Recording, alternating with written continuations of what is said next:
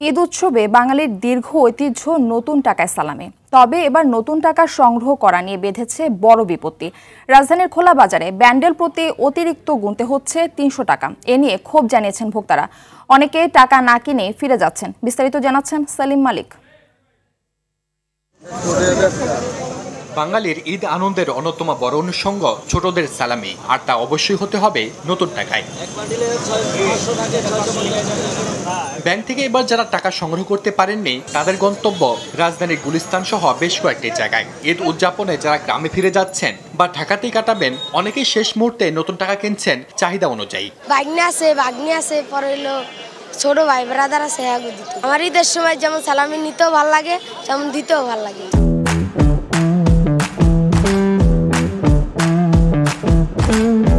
সালাম দিলে অনেক খুশি আনন্দ করে। তবে এবার নতুন টাকার অস্বাভাবিক দাম নিয়ে ক্ষোভ প্রকাশ করেছেন ভোক্তারা। ৫ টাকা ব্যতীত প্রতি বান্ডেলে অতিরিক্ত দাম ভাগা হচ্ছে ৩০০ টাকা।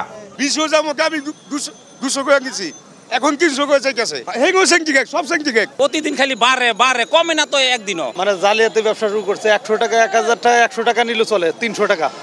এই জন্য বললাম যে দরকার নেই। বাংলাদেশ ব্যাংক থেকে ফ্রি, সেই টাকা সিন্ডিকেট হওয়ার কারণে মানুষ এখন ১ টাকাটা ৩ টাকাতে নিতে হয়। এই জুলুমের বলার কোথাও কোনো জায়গা নাই, শেষ নাই। বিক্রেতারা বলছেন তারাও কিনেছেন বেশি দামে। কালকে আসলো ৩৬০-৫০ টাকা, ৩৫০, আজকে বেচেছে ৩০০ টাকা করে। কিনা দামে তাও বেচা আরতাছি না।